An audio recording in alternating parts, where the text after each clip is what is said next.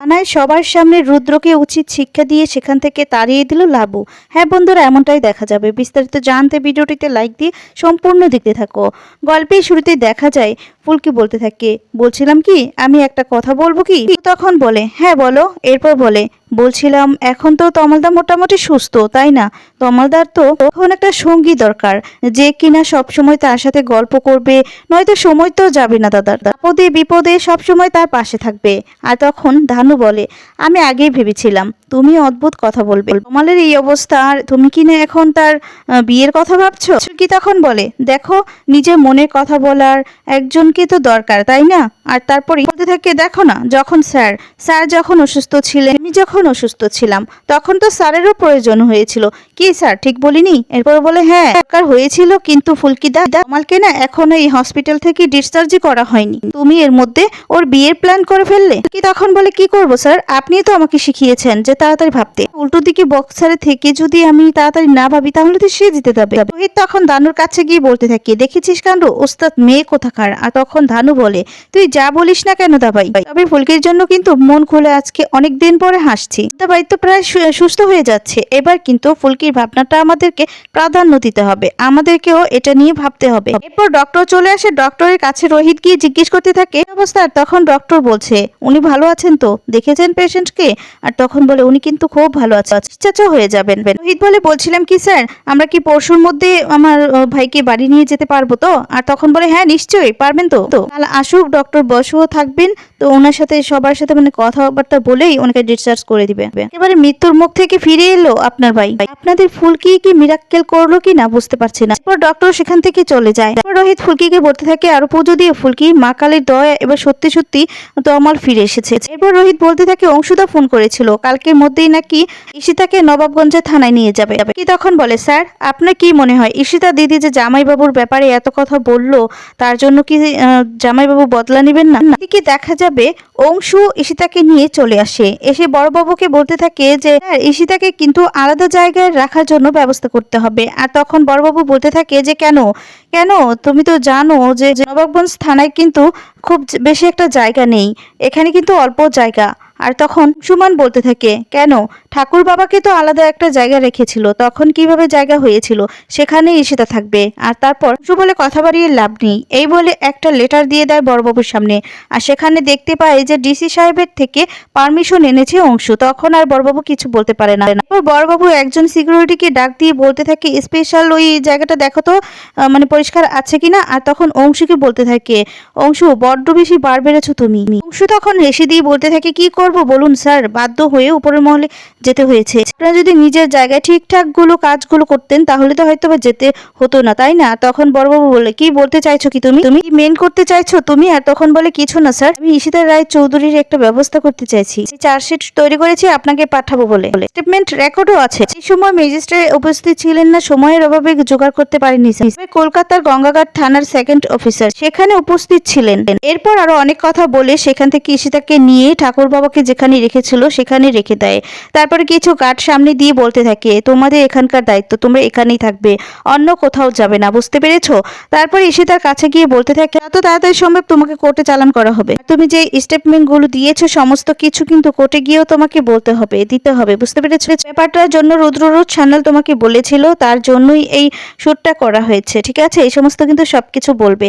আর তখন ঈশিতা বলতে থাকে, তুমি অন্তত এতটুকু বুঝতে পেরেছো যে এই প্ল্যানটা আমি একা অন্তত করিনি, আর সে যে আমাকে কোর্ট অব্দি পৌঁছতে দিবে, কবে শেষ করে দেওয়ার চেষ্টা করবে, এটাও নিশ্চয়ই বুঝতে পারছো। অংশু তখন বলে, ভয় পেও না ঈশিতা, আমি তো বলেছি তোমার দায়িত্ব আমার, স্পেশাল প্রোটেকশনের জন্য ব্যবস্থা করে হয়েছে তোমার। অংশু বলে, তোমাকে একটা কথা বলতে চাই আমি ঈশিতা, এই যে তুমি এখন ভয়টা পাচ্ছ, এই ভয়টা তোমার ক্রাইম করার আগেও ভাবা উচিত ছিল। ঈশিতা মনে মনে ভাবতে থাকে, আমি যদি সাজা পাই তাহলে রুদ্ররোজ চ্যানেলকেও শাস্তি পেতে হবে, এটা আমি যেভাবেই হোক শিওর করব। এরপর শালিনীর সাথে কিভাবে নাচ গান করেছিল সেই সমস্ত কথাগুলো মনে করতে থাকে। হঠাৎ করে তমালের কথা মনে পড়ে যায়। আর তখন বলে, আচ্ছা তমাল কেমন আছে এখন? তমাল কি সুস্থ আছে কে জানে? তমাল যদি মরে যায় তাহলে তো আমারই পুরো পানিশমেন্টটা হবে, কেন যে সেদিন রুদ্রদার ফাঁদে পা দিলাম কে জানে। এদিকে দেখা যাবে তমালকে নিয়ে সবাই বাড়িতে চলে আসে। আর তখন কাবেরী বলতে থাকে, এই তমাল তোর কোনো অসুবিধা হচ্ছে না তো? আর তখন বলে, না মা, আমি একদম সুস্থ আছি। তখন বলে, বুঝলি তো দাদা, মার মনে হচ্ছে আবার ইংলিশটা ফিরে আসছে, এর থেকেই মনে হচ্ছে যে সবটা আবার নর্মাল হচ্ছে। কেন তখন বলে হ্যাঁ রে ছোটদা ভাই, এটা কিন্তু আগে লক্ষ্য করিনি। এই ক্রাইসিসের মধ্যে কিন্তু কাকিমুনি ইংলিশটা একদম বন্ধ হয়ে গেছে। কি তখন বলে এত বিপদের মধ্যেও তো কম ঝামেলা যাচ্ছে না। তমাল দাদা যে ফিরে এসেছে সুস্থ হয়ে, এটাই অনেক অনেক। চলো চলো তোমরা ভিতরে চলো, এই বলে তমালের রুমে তমালকে নিয়ে বসিয়ে দেয়। তারপর দেখা যাবে তমাল তখন বলে আমাকে একটু বসিয়ে দিবে আরামে। এরপর তমালকে বসিয়ে দেয়। তাই তমালকে নিয়ে ব্যস্ত হয়ে পড়লে তমাল তখন বলে আচ্ছা বাবা, আমি তো এখন ঠিক আছি, বলছি তো আমি এখন পুরোপুরি সুস্থ হয়ে গেছি, তোমরা এত ব্যস্ত হয়ে না আমাকে নিয়ে। আর তখনই কাবেরী আবার ইংলিশে বলতে থাকে যে তখন আমরা সবাই চলে যাব, তোমার জেঠুমনি জেঠি সবাই তোমাকে দেখতে আসবে, এই চলো তোমরা। এই বলে সবাইকে নিয়ে বাহিরে চলে যায়। এরপর জেঠিমনি আর জেঠুমনি সবাই চলে এসেছে। তখন বলে হ্যাঁ রে রোহিত, তমালকে নিয়ে নাকি বাড়ি নিয়ে এসেছিস, কোথায় তমাল? এই বলে তখন তুই বলতে থাকে ছেলেটা সুস্থ, তোর তো যত্নতির ব্যবস্থা করতে হবে। এই বলে তমালের কাছে যায় আর বলে তমাল ঠিক আছিস তো বাবা? বাড়ি থেকে কি হয়ে গেল বলতো, আমরা বাড়ির সকলেই তো চিন্তায় একেবারে শেষ হয়ে গেলাম। এরপর জেঠুমনি কথা শুনে বলতে থাকে উনি নাকি চিন্তায় একেবারে শেষ হয়ে গেছে, অথচ এর পিছনে যেই মানুষটা আছে তার জন্য উনি অন্ধ। আর তখন কাকাই বলে আচ্ছা দাদা এই সমস্ত থাক না, এখন চলো তুমি ওকে দেখবে একবার, চলো। আর বলে সত্যি বলতে আমি তো একেবারে আশা ছেড়েই দিয়েছিলাম, আমাদের এই ফুলকির মা কালী তো তোমাকে ফিরিয়ে দিয়ে এলো। তুমি না সত্যি বলেছো, তুমি বলো না যে আলোর ফুলকি, হ্যাঁ সত্যি ও আমাদের আলোর ফুলকি। এদিকে হৈমন্তী তমালকে বলতে থাকে তমাল তোর সঙ্গে যেটা হয়েছে না বাবা, খুব খারাপ হয়েছে। সীতা যে এতটা নিচে নামতে পারে সেটা আমি ভাবতে পারিনি বাবা, কিন্তু তাই বলে ও যে সব দোষ রুদ্রর উপর চাপিয়ে দিয়েছে এটা কিন্তু আমি মানতে পারছি না। দেখ তমাল, রুদ্র সকলকে পুড়িয়ে মারতে চাইবে না বাবা, তুই কিন্তু ওর বিরুদ্ধে কোনো ক্ষোভ পুষিয়ে রাখিস না বাবা। এরপর জেঠুমনি রেগে যায় আর রেগে গিয়ে বলতে থাকে ছেলেটার এই অবস্থা, তুমি এখন রুদ্রর হয়ে সালিশি করাটা বন্ধ করো তো এবার। এরপর মাস্টারমশাই তমালকে বলে তমাল তুই এই সমস্ত কথা একদম শুনবি না বাবা, তুই এদিকে কোনো কান দিবি না, তুই এখন ভালোভাবে সুস্থ হয়ে যা, তোর এখন ভালোভাবে বিশ্রামের দরকার, যত্ন তো করতে হবে, যত্নের জন্য তো একটা লোক প্রয়োজন, অনেক রকম নিয়ম কারণও আছে, কে যে তোর দায়িত্বটা নিতে পারবে। আর তখনই তমাল বলতে থাকে জেঠুমনি আমি তো একদম সুস্থ আছি, আমাকে নিয়ে এত ব্যস্ত হয়ে পড়ছো কেন, আমার কিচ্ছু হয়নি। এরপর এদিকে সবাই বাহিরে দাঁড়িয়ে থাকে, ঠিক তখনই ঝিনুক চলে আসে।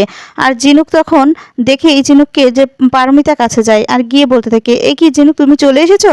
আর তখন বলে হ্যাঁ আসলে আমার একটু কাজ ছিল, আসতে পারিনি, এখন চলে আসলাম। আচ্ছা তমালবাবু কেমন আছেন, উনি সুস্থ আছেন তো? আর তখন বলি তুমি যে এসেছো এতে আমরা খুশি হয়েছি। কাবেরী তখন বলে হ্যাঁ ও এখন একটু সুস্থ আছে, কিন্তু ওর যত্ন হাতের জন্য না একজন লোক দরকার। আর তখন ঝিনুক বলে ওঠে যে আপনারা যদি কিছু না মনে করেন তাহলে আমি কিন্তু এই দায়িত্বটা নিতে পারি, কারণ আমি আগে যখন আবার থানে ছিলাম না সেখানে কিন্তু আমি একটু একটু নার্সের কাজও শিখেছি, আপনারা যদি বলেন তাহলে এই দায়িত্বটা আমার। আর তারপরে দেখা যায় সবাই খুশি হয়ে যায়। এরপর ফুলকি বলতে থাকে হ্যাঁ হ্যাঁ দিদিভাই তুই তো নিতেই পারিস। শহীদ বলে হ্যাঁ এটাই ভালো, নয়তো উনি তো আবার এটা নিয়ে মাতবই শুরু করে দিবেন। এই বলে সবাই হাসাহাসি করতে থাকে। এরপর তমালের কাছে ঝিনুক দেখা করতে যায়। আর এদিকে দেখা যাবে অংশুবানও চলে আসে। আর অংশু আসা মাত্রই অংশুর কাছে ফোনে কল আসে।